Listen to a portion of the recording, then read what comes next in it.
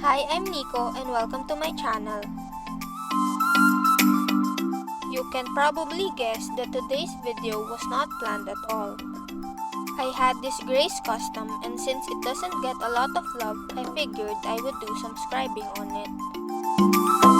It was dusty so I washed it and let it dry outside.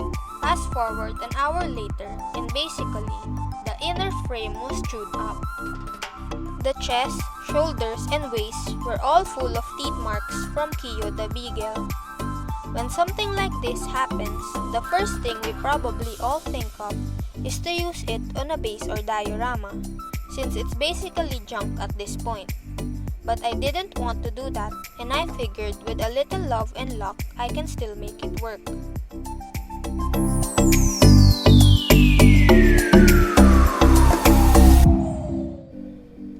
This won't be a tutorial since I don't even know what I'm doing, but please enjoy this restoration video.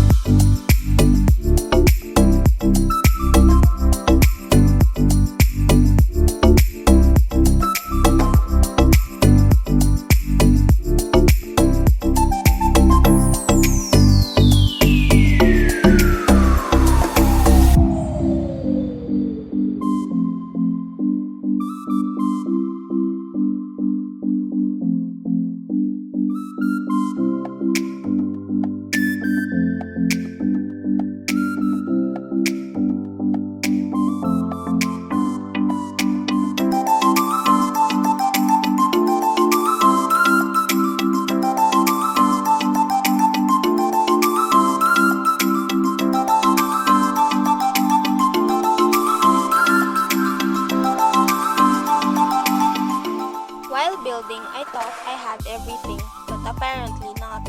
The armor pieces and whatnot can still be attached. It's just that there's an obvious gap there.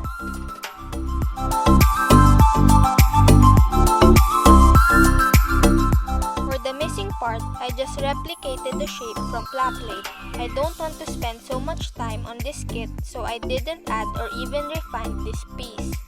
As long as it fulfills its purpose, I'm happy with it.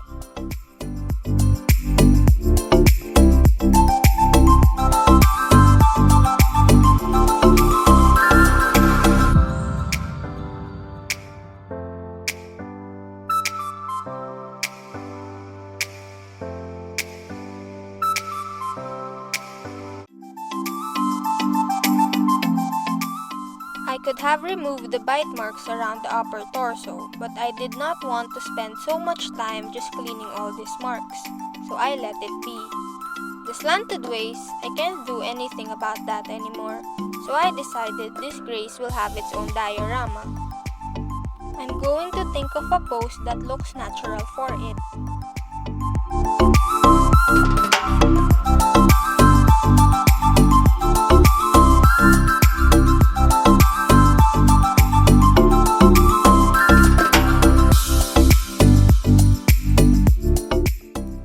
And there you have it.